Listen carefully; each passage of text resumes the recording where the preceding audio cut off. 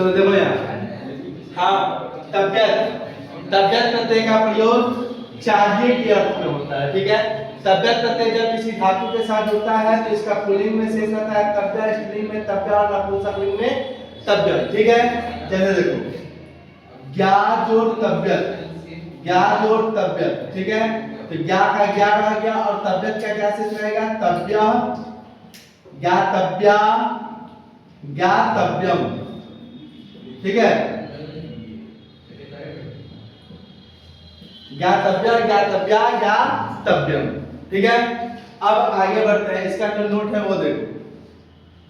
पहला नोट क्या है कि धातु में अगर, ठीक है, म हो, अगर धातु में क्या हो म, और उसमें अगर तबियत प्रत्यय जोड़ना हो तो यहाँ म का लोप नहीं होगा। हाँ ये अभी जो पढ़े थे ना, न और म हो तो म का लोप हो जाता है, यहाँ वो लोप का कोई बात नहीं है। अगर म हो धातु, ठीक है, तो यहाँ म का क्या हो जाएगा, अनुस्वार हो जाएगा या न बन जाएगा, जो हम लोग पौरा श्रवण संधि पढ़े थे उसके अनुरूप है, ठीक है। जैसे देखो गम जोड़ तबियत, गम जोड़ तबियत, तो यहाँ ग और म का क्या बन जाएगा, अनुस्वार, तो म का अनुस्वार हो जाएगा तो यहाँ अनुस्वार हो गया, और तबियत का क्या शेष रहेगा, तब्य, तो गंतव्य, गंतव्या, गंतव्यम, ऐसे भी लिखेंगे या फिर ऐसे लिखेंगे, ठीक है, दोनों सही है। क्लियर है। पहला रूल ये हो गया। दूसरा रूल इसका क्या है, इसका दूसरा रूल है कि धातु में तलाम श हो और उसके बाद तबियत प्रत्यय हो, ठीक है। तो तलाम श का क्या बन जाएगा, मूर्धन्य श, और तबियत का क्या बन जाएगा, त का ट बन जाएगा, ठीक है, जो अभी तक हम लोग पढ़ते आ रहे हैं, ठीक है। तलाम श का मूर्धन्य श और त का ट, जैसे अस्पृश जोड़ तबियत, तो यहाँ क्या आ जाएगा, अस्प्री, तलाम श का मूर्धन्य श हो गया, ठीक है, और तबियत का ट, अस्पृष्टव्य, अस्पृष्टव्या, अस्पृष्टव्यम। क्लियर है।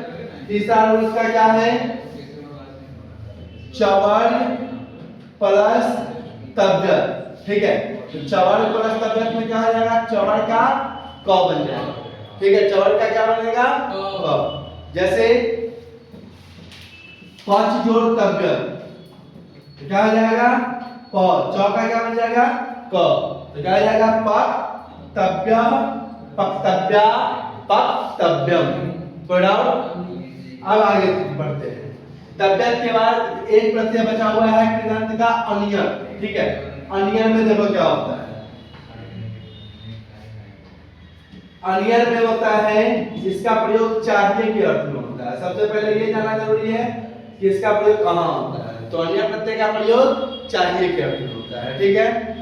जैसे अब आगे अन्य प्रत्यय जब किसी धातु के साथ होता है तो शेष रहता है अनिया, अनिया और अनियम, ठीक है, अनिया, अनिया और अनियम, ठीक है।